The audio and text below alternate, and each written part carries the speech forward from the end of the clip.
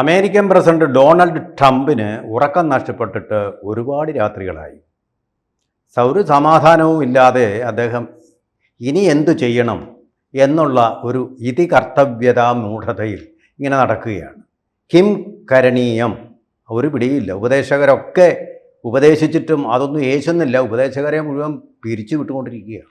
ഇപ്പോൾ ഏറ്റവും ഒടുവിലടുത്ത നേവൽ സെക്രട്ടറിയെ ഇപ്പോൾ പുറത്താക്കിയിരിക്കുന്നതായിട്ടാണ് വിവരം. നാവിക സെക്രട്ടറി ജോൺ ഫെലാനെ പദവിയിൽ നിന്ന് പുറത്താക്കി. നേരത്തെ കരസേനാ മേധാവിയായിട്ടുള്ള റാൻഡി ജോർജിനെ വിശദീകരണങ്ങളൊന്നും ചോദിക്കാതെ എന്ന് പറഞ്ഞാൽ without any show cause notice he was fired. അമേരിക്കയിൽ അങ്ങനെയാണ് പറയുന്നത്, പിരിച്ചുവിടുന്നതിന് ഫയേർഡ് എന്നാണ് പറയുന്നത്. തീയുമായിട്ടൊരു ബന്ധവുമില്ല, ഫയേർഡ് എന്നാണ് പറയുന്നത്. അതുപോലെ തന്നെ ജനറൽമാരായിട്ടുള്ള ഡേവിഡ് ഹോഡ്നെയും അതുപോലെ തന്നെ വില്യം ഗ്രീൻ ജൂനിയറെയും നേരത്തെ തന്നെ ഈ ഡൊണാൾഡ് ട്രംപ് പിരിച്ചുവിട്ടിരിക്കുന്നു. എന്തിനാ പിരിച്ചുവിട്ടതെന്ന് പറയുന്നത്? US സേനയുടെ കരുത്ത് വർദ്ധിപ്പിക്കുന്നത്. ആരോടെ യുദ്ധം ചെയ്യാൻ? അവർ പ്രായണ ദുർബലമായിട്ടൊരു രാജ്യമെന്ന് ഇതുവരെ കണക്കാക്കിയ ഇറാനോട് യുദ്ധം ചെയ്യാൻ. അപ്പോൾ ഇറാനോട് പിടിച്ചു നിൽക്കാൻ പറ്റുന്നില്ല ട്രംപിൻ്റെ തന്ത്രങ്ങൾക്കെന്നല്ലേ അതിൻ്റെ അർത്ഥം, സ്പഷ്ടമായ അർത്ഥം. നേരെ ചൊവ്വേ പറഞ്ഞാൽ, അല്ലെങ്കിൽ ചൊവ്വേ നേരെ പറഞ്ഞു കഴിഞ്ഞാൽ അതിന് വേറെന്താ അർത്ഥങ്ങളാണ് ഉള്ളത്? അവിടെ മുഴുവൻ അഴിച്ചുപണി വേണ്ടി വരുന്നു എന്ന് പറഞ്ഞാൽ അമേരിക്കയ്ക്ക് അവരുടെ തന്ത്രങ്ങൾ പിടിച്ചിരിക്കുന്നു. ഇപ്പോൾ ഡൊണാൾഡ് ട്രംപ് നടുക്കടലില്ല. ഹോർമൂസ് ദ്വീപിൽ നിന്ന് അവരുടെ ഈ കപ്പലുകളും അവരുടെ ഈ ചങ്കൂറ്റവും എല്ലാം കാണിച്ചുകൊണ്ട് വിരിഞ്ഞ മാറോടുകൂടി 2 കപ്പലുകൾ ഇങ്ങനെ വിശാലമായിട്ട് അവിടെ ചിറക് വിരിച്ച് കിടക്കുമ്പോൾ അതിനിടയിൽ കൂടെ പോയി 2 കപ്പലുകളെ പിടിച്ചിങ്ങെടുത്തു ഇറാൻ. ട്രംപിന് ഒരു കുന്തവും ചെയ്യാൻ പറ്റിയില്ല. വാക്കുപാലിക്കാത്ത ട്രംപിന് അവിടെ എന്താണ് ചെയ്യേണ്ടതെന്നറിയാതെ കുഴങ്ങുകയാണ്. ഇതിനിടയ്ക്ക് വലിയ സത്യസന്ധമായിട്ടുള്ളൊരു കാര്യം ഉണ്ടായി. അതായത് ഇറാൻ സ്പഷ്ടമായിട്ട് പറഞ്ഞു, ഈ പാകിസ്ഥാൻ എന്ന് പറയുന്ന ഈ രാജ്യത്തിൻ്റെ മധ്യസ്ഥത എന്ന് മാത്രമല്ല, ഈ പാകിസ്ഥാനെ തന്നെ ഞങ്ങൾക്ക് വിശ്വാസമില്ല, അവരുടെ ലക്ഷ്യം വേറെയാണ്. ഇങ്ങനെ ഒരു ചർച്ച നടത്തി അമേരിക്കയുടെ മുഖം രക്ഷിച്ചു കഴിഞ്ഞാൽ നല്ല ഒരു തുക ഇനാമായിട്ട് അമേരിക്കയിൽ നിന്ന് കിട്ടുമെന്നുള്ള വിശ്വാസം കൊണ്ടാണ് അവരിങ്ങനെ ഇടനിലയ്ക്ക് വേണ്ടി ഹോട്ടലുകളെല്ലാം തുറന്നു വെച്ച് പട്ടാളക്കാരെയെല്ലാം ഇറക്കി സുരക്ഷ ഒരുക്കി ഡൊണാൾഡ് ട്രംപിനെ തന്നെ കൊണ്ടുവരാൻ വേണ്ടി സൗകര്യങ്ങൾ ഒരുക്കി വെച്ചിരുന്ന അതിഭയങ്കരമായ ഹോട്ടലുകളിൽ പാകിസ്ഥാനിൽ ഇസ്ലാമാബാദിൽ അങ്ങനൊരു കാര്യമുണ്ട്. ഇസ്ലാമാബാദിൽ അങ്ങേയറ്റത്തെ പണക്കാരുമുണ്ട്, പട്ടിണി കൊണ്ട് പൊറുതിമുട്ടി മരിച്ചുകൊണ്ടിരിക്കുന്ന ആൾക്കാർ. 2 ഈ അമ്പരപ്പിക്കുന്ന അന്തരം നിലനിൽക്കുന്ന ഒരു ഇസ്ലാമിക രാജ്യമാണ് പാകിസ്ഥാൻ എന്നുള്ളതാണ്. അങ്ങനെയുള്ളൊരു രാജ്യമാണ്. അപ്പോൾ ഇപ്പോൾ നമുക്ക് കുറച്ച് കിട്ടും, നമുക്ക് പുട്ടടിക്കാമെന്ന് വിചാരിച്ചാൽ അവിടുത്തെ സൈനിക നേതൃത്വം വിചാരിച്ചാൽ പാവങ്ങൾക്ക് കിട്ടില്ല ഇതൊന്നും. അവരാട്ടയ്ക്ക് വേണ്ടി ക്യൂ നിൽക്കുക, അതിനും പണമില്ലാതെ കിടന്ന് വിഷമിക്കുക, സാമ്പത്തിക പ്രതിസന്ധി.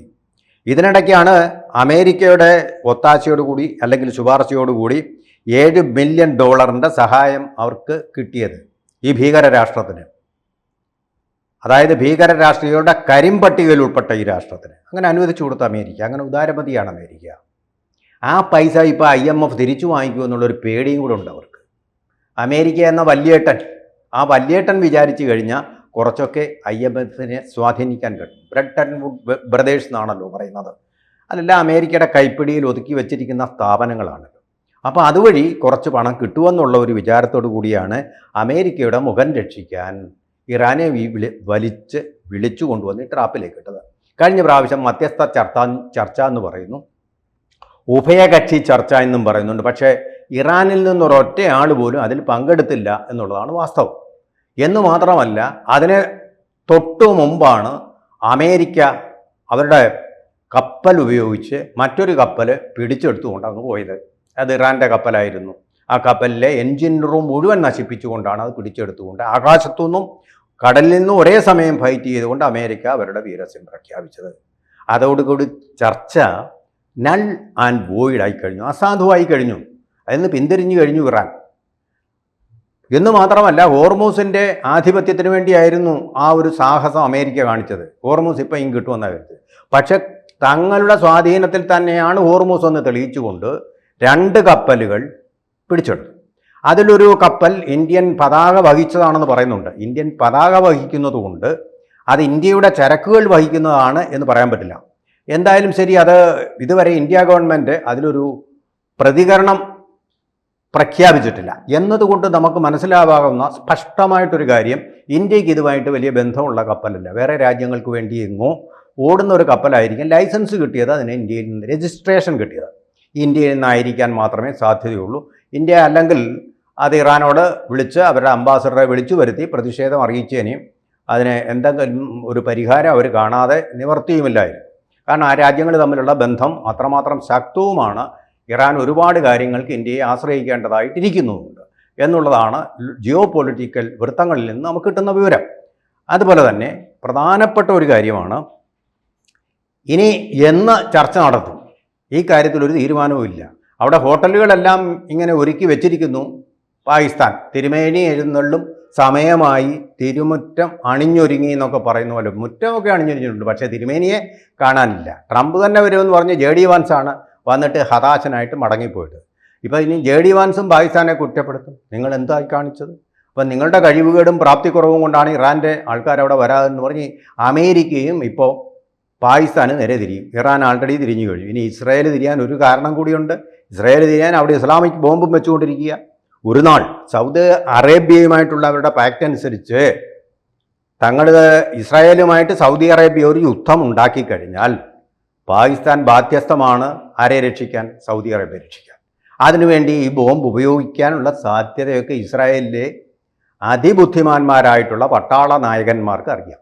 അതുകൊണ്ട് ഈ ബോംബ് നശിപ്പിക്കുക എന്നൊരു ലക്ഷ്യത്തോടു കൂടി ഇസ്രായേൽ പാകിസ്ഥാനെ ആക്രമിക്കാനുള്ള സാധ്യത, പ്രത്യേകിച്ചും അതിൻ്റെ പേര് ഇസ്ലാമിക് ബോംബ് എന്നായതുകൊണ്ട് തങ്ങൾക്ക് നേരെ പ്രയോഗിക്കപ്പെടാവുന്ന ഒരു ആണവായുധമാണെന്നുള്ളത് കൊണ്ട് തിരിയാൻ സാധ്യത. ചുരുക്കി പറഞ്ഞാൽ ഇപ്പോൾ എന്തായി? മധ്യസ്ഥത വഹിക്കാൻ പോയി സുഹൃത്ത് രാജ്യമായിട്ടുള്ള യജമാന രാജ്യം എന്ന് പറയുന്നതാണ് ശരി അമേരിക്ക, അതുപോലെ തന്നെ സൗഹൃദവും അയൽപക്കവും പുലർത്തുന്ന ഇറാൻ, അതുപോലെ തന്നെ ഇതുവരെ തങ്ങളോട് യുദ്ധം ചെയ്തിട്ടില്ലാത്ത ഇസ്രായേലിനെ പാകിസ്ഥാൻ ഇതുവരെ അംഗീകരിച്ചിട്ടില്ല. അത് വേറെ കാര്യം കേട്ടോ, അംഗീകരിച്ചിട്ടില്ല. അവരംഗീകരിക്കാത്ത ഒരു രാജ്യമാണ് ഇസ്രായേൽ എന്ന് പറയുന്നത്. ആ രാജ്യം ഇതെല്ലാം അവരുടെ ശത്രുക്കളായി മാറിയിരിക്കുന്നു. അഫ്ഗാനിസ്ഥാൻ നേരത്തെ തന്നെ ശത്രുക്കളായി, സഹോദരങ്ങളായിട്ടിരുന്ന രാജ്യങ്ങളാണ്. ഇപ്പോൾ പുതിയ താലിബാൻ വന്നതോടുകൂടി ശത്രുക്കളായിട്ട് മാറിയിരുന്നു. ബലൂചിസ്ഥാൻ എന്ന് പറഞ്ഞാൽ അതിനകത്ത് തന്നെ സ്വയം ഭരണം പ്രഖ്യാപിച്ചിട്ടുള്ള ഒരു രാജ്യം ശത്രുവായി മാറിയിരിക്കുന്നു. കൂടാതെ അതിർത്തി പക്തൂൺ മേഖലയിലെ തെഹ്രീക്കെ താലിബാൻ എന്ന് പറയുന്ന സംഘടനയുണ്ട് പാകിസ്ഥാൻ്റെ ഉറക്കം കെടുത്താനായിട്ട്. അപ്പം ഇങ്ങനെ ഉറക്കം കെട്ട രാത്രികളാണ് അവിടെ അസീം മുനീറിനും അനുഭവിക്കേണ്ടി വരുന്നത്. എന്നാൽ ഇതിനൊരു ലെറ്റ് ഓഫ് ആയിട്ട്, വെന്റിലേറ്ററായിട്ട്, ഈ അസ്വസ്ഥതകൾക്കൊരു ലെറ്റ് ഓഫ് ആയിട്ട് അതിർത്തി നുഴഞ്ഞു കയറി തീവ്രവാദികളെ അയച്ച് കാശ്മീരിൽ ബഹളം ഉണ്ടാക്കാമെന്ന് വിചാരിച്ചാൽ അതും ഒട്ടും നടക്കുന്നില്ല. ഇന്ത്യയുടെ ഈ പണ്ടാരമടങ്ങാൻ അവരുടെ ഇൻ്റലിജൻസ് വന്നിട്ട് കാര്യങ്ങളെല്ലാം മനസ്സിലാക്കിക്കൊണ്ട് നേരെ ഇൻഫർമേഷൻ കൊടുക്കുക, NIA വന്ന് പിടികൂടുക, അവിടെ ജയിലിൽ കൊണ്ടുപോയിട്ട് ഭേദ്യം ചെയ്യുക, ചോദ്യം ചെയ്യുക. അപ്പോൾ ഒരു രക്ഷയുമില്ല.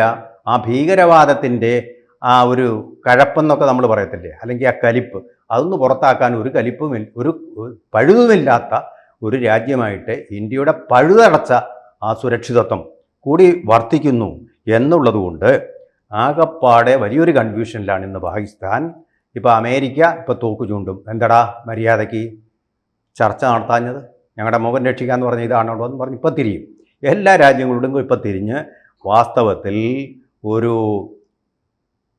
അവരുടെ എല്ലാം ഒരു ശത്രു രാജ്യമായിട്ട് പാകിസ്ഥാൻ മാറാനുള്ള സാധ്യതയും തള്ളിക്കളയാൻ പറ്റില്ല. മധ്യസ്ഥതയ്ക്ക് പോയി ശത്രുത സമ്പാദിച്ചു, പണം സമ്പാദിക്കാമെന്ന് പോയിട്ട് ശത്രുത സമ്പാദിച്ച ഒരു സ്ഥിതിയിലേക്ക് പാകിസ്ഥാൻ കൂപ്പുകുത്തുന്ന രീതിയിലാണ് ജിയോ പൊളിറ്റിക്സിൻ്റെ ഇപ്പോഴത്തെ ചലനം നമുക്ക് വിശകലനം ചെയ്യാൻ കഴിയുന്നത്.